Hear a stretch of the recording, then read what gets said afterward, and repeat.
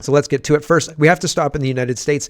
Lieutenant Stephen Rogers says, I wish they'd just make the announcement, right? But this is the announcement of the announcement, but the announcement is supposed to happen today. So something is going to happen today, says Steve Rogers. He says, quote, "We are told if you see something, say something."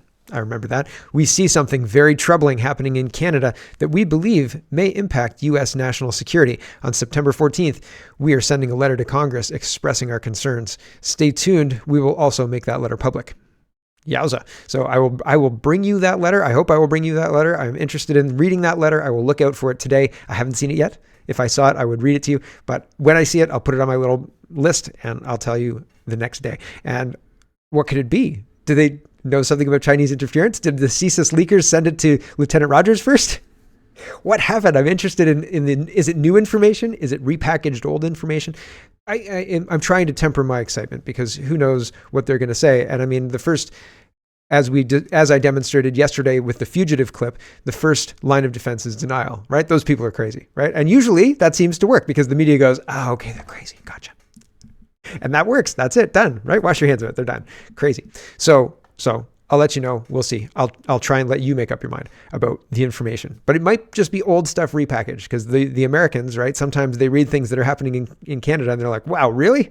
We have to express concern to Congress about this." And then we already knew for 6 months or whatever.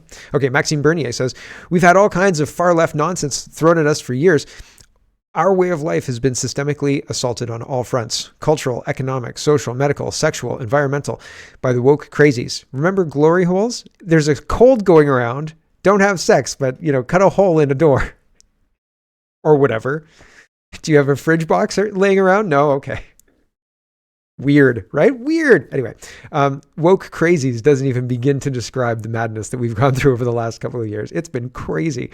Okay, during that time, back to Mr. Bernier's tweet, "I felt like preaching in the desert with only a few allies, but now a lot more people have had enough.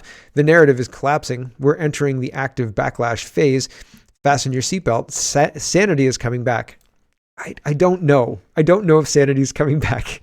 But we can hope. I hope sanity is coming back. Here is Melissa Lantsman, and she is, well, first I'll show you, here is Ariel K, and this is the MP you're seeing in this clip here, okay? And this is a news clip pulled from her talking about how difficult it is to get housing. It's just 16 seconds. Here we go. Here's London MP Ariel Kayabega. I'm 32 years old. I'm a member of parliament. I haven't been able to purchase a home. I came here to this country as a refugee.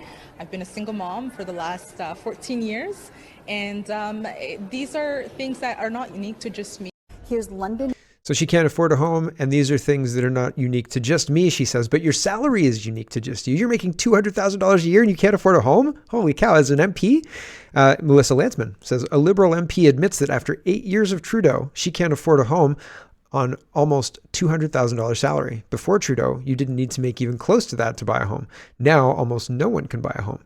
He's not worth the cost," she says. That's a slogan, by the way, just making sure you know they use that. A whole bunch of people are using that. And after Melissa Lantsman posts this tweet, the MP, who's the subject, who we just watched there, says, "Pierre Poilievre's Conservative Party is making fun of the fact that for many millennials, the path towards home ownership hasn't been easy. I'm in a privileged position, but my story is actually one that so many Canadians and immigrant families have experienced." And the Conservative Party says, after 8 years of Trudeau, even a Liberal MP can't afford a home. So yeah, everybody's making hay on this. She's claiming victimhood instead of realizing that, are my policies the ones causing these problems? Or are the Conservatives dunking on me for no reason? Oh, it's my policies, right? Jeepers creepers. Holly Doan is reporting home prices everywhere are far too high and cannot continue to go up, says Prime Minister Trudeau. Reporter, does that mean you would like the house prices to come down? Oh, hardball question. And then Trudeau says, no, yes. CTV News is reporting Prime Minister Justin Trudeau says that housing is a solvable problem, but the current shortage is unfair to young Canadians. Justin Trudeau came to power in 2015 saying housing was too expensive, and he failed absolutely miserably to address it at all until he started importing millions of extra people a year and undercounting more millions. And then the housing crisis hit, and then 8 months passed, or 9 months passed, or a year passed, or longer has passed, and Justin Trudeau has done nothing about it. And now they're talking about how they're taking their first steps. Nova says this is propaganda. He created the problem by importing the third world for votes. Justin Trudeau used the welfare and immigration system as a bribe for voters to keep power. Yeah, and votes to keep power. Here's Rachel, and this is the announcement of the first step. Justin Trudeau, as I just said, came to power promising fixing housing, and there's a devastating conservative ad talking about this. Okay, here's the ad. I feel like this has to set the stage here a little bit. So this is the conservative ad. I will read what's on the screen because there are a lot of people who are just listening, so that's good. And here we go. Here's the CPC ad from 2 months ago. I couldn't find it on Twitter. I had to go to YouTube and find it on the CPC YouTube page. But this is housing months ago, as per the CPC, when Justin Trudeau had a press conference that talked about how housing is not actually a federal responsibility. Here's what it says on the screen. It says, in 2008, Justin Trudeau complained that housing prices were too high.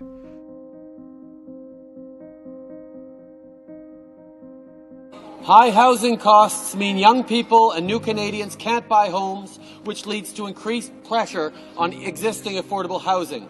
That's November 2008. The average price for a place in Toronto in 2008, $379,080. In 2022, $1.1 million. Sunny ways, my friends, sunny ways. If Trudeau thought housing was unaffordable in 2008, he should see that now as Prime Minister, he has created a full-blown crisis. You had already been expecting this affordability measure to have peaked, and then it got worse. And now you're expecting that it could still get worse from here. Warder and his family are in the same boat as so many other Canadians. Double-income household, good jobs, a kid and a dog, and in need of more living space. But they're stuck in a condo downtown. Vancouver and Toronto remain the most expensive places to rent in Canada, but affording an apartment is getting harder almost everywhere. Buying a home in Canada has never been so unaffordable. After 8 years of Trudeau, the average mortgage payment has doubled. After 8 years of Trudeau, the average rent has doubled. After 8 years of Trudeau, the needed down payment on an average house has doubled. We need to get rid of the gatekeepers. We need to balance the budget to bring down inflation and interest rates. We need to bring homes Canadians can afford. It's common sense, the common sense of the common people united for our common home. Your home, my home, our home. Let's bring it home. Oh, I thought that was going to be the one that ended with him talking about how housing wasn't a federal responsibility. Sorry, I didn't find that one. I had a heck of a time finding even that one. So maybe I should look harder. We'll see. Anyway, regardless, that's the setting of this. And Trudeau is now announcing yesterday, nothing new, by the way, just repackaging an announcement. But here's the announcement. Intel on what the Prime Minister will announce today, the first step in a housing strategy, according to a senior government source. So in 2015, he said, the housing prices are too expensive at $300,000 in Toronto. And then in 2022, in 2023, at the end of 2023, they announced the first step in addressing this issue that they caused, that they created, that they more than tripled the price of housing in Toronto. And now they're going to address this. The first step. You're welcome. Right? Aimed at increasing the amount of affordable housing in Canada, the promise is a tangible solution, but no new money. Ha! A tangible solution. Good luck. Hopes and prayers, right? Jeepers creepers. Here's the Housing Minister Fraser. Housing Minister Sean Fraser. Here, Housing Minister Sean Fraser asked about what kind of plan we will see announced today. The measures will work within existing funding structures. Measures will be across spectrum, not just directed at low income bracket. Well, you can't direct it only at low income bracket. There's no money in that, right? People aren't going to make any money in that, so they're not going to do that, right? So here is Laura Southern, and she says, what doing everything right will get you in Canada? Shared this on, this is a Reddit post, okay? So it says, I give up. This country has drained my soul. I did everything I was supposed to do to become successful. I got good grades. I got into a program that was allegedly super in demand. Did really well. Was it gender studies? And where has that gotten me almost 10 years later? Worked a bunch of bullshit jobs because the apparently high demand of my program suddenly disappeared overnight, and 2 out of the 30 in my class received work. Should have gone to college. Bounced around for 2 years doing whatever I could, applied to thousands of jobs across the country, willing to take anything remotely related to what I studied, not a zip. Now the place I live has skyrocketed in price in terms of cost of living, housing, rent, power has gone crazy. Currently trying to leave my job for better pastures as I have funding available for my current job, but for education. But that's the thing. There's not a job in the country anymore to aim for to get a decent living. Well, if $200,000 MP is not able to buy a house, maybe the problem is not what this person thinks it is. Like maybe the problem is bigger than this person thinks it is. Holy cow. And then this person continues. She says, I can't go to school. I don't know why. I think it's a she. I can't go to school for 4 years. The funding just isn't there. I thought they just said they have funding for education. Currently, I have to leave my job for better pastures as I have funding available from my current job for education, but then they say I can't go to school for 4 years. The funding isn't there. I considered IT or programming, but thanks to all the immigration, entry-level positions are flooded now. Trades all start at $18 an hour. My bare minimum expenses would require at least $22 to $24 an hour just to survive. That's zero savings, zero going for a slice and a beer with the guys, zero extra hobbies. My parents can't comprehend any of it because they have zero grasp of just how things are going for young people. I give up. I hate this country and 90% of the people in it. Well, I mean, that's a little catastrophizing. I don't know that this person's done everything right. They chose the wrong major for one, right? Like, and if they're frozen by inability to choose something, I mean, you don't stay entry level for long in programming. You can define yourself pretty well, and then you get really good at something, and then your skills become in demand for some reason, usually, right? Like, if you're worth your salt, if you go in and hate your job, if you hate what you're doing, then yeah, all right. But like, while I understand the sentiment, overcoming the inflationary house prices is demoralizing in and of itself, right? Like just looking at the price of housing compared to the price of housing in 2008 is demoralizing because it seems very out of reach. You need to save a lot of money just for a down payment, right? Very, very out of reach. And as people continue to come in and we don't have anywhere for them to live, it seems like the prices keep increasing. And it's not just happening in Canada.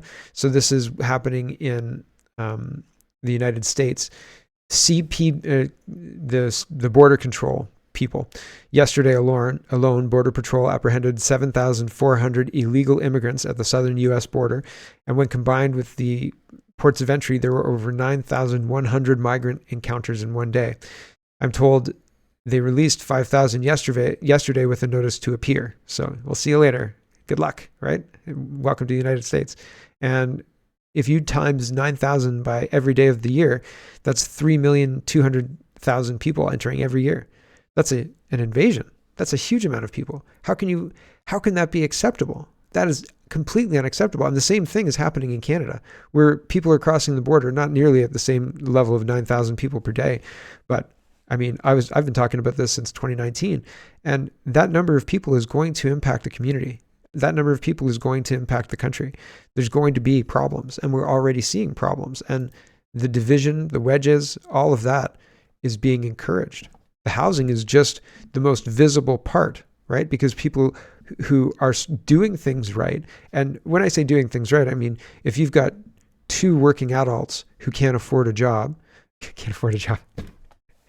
In Argentina, you can't afford to work because the taxes are too high. So that is something. But if you've got two adults who can't afford their rent, or two adults who are working full time who can't afford to, move out of a condo because they want to have another child or something to that effect, then that's a real problem. Like that's not a secondary problem. That's a huge, huge issue. And instead of responding to that, they're doubling down and saying, what we've got to do? Import people to build the houses that they're going to live in. No, that's a terrible idea. That's not going to solve any problems. Here's Christine Anderson. She says the asylum surge is unbroken. 2,500 illegal migrants reach the small Italian island I reported on yesterday. The camp is completely overcrowded. It should be dissolved and the individuals returned to their home countries. The EU must act. I was talking about this yesterday because I was talking about the same island. At what point do you stop using resources to, house people and just say, we can't, that's it, game over. We don't have enough houses. We don't have enough anything. I mean, when your island population is 6,000 and 5,000 migrants show up, you are going to be in a situation much quicker than Canada. But at what point? Like, do we have to have double our population sitting around in camps waiting for something before we start using our resources to solve the problem? Are we just going to allow these communists to destroy things? It seems like we are so far. Jagmeet Singh has noticed that rent has gone up, and he's telling you that he's going to do something about it sometime in the future, I guess. He says, I'm in Moncton, New Brunswick, where rent has skyrocketed and low vacancy rates have made life difficult for renters.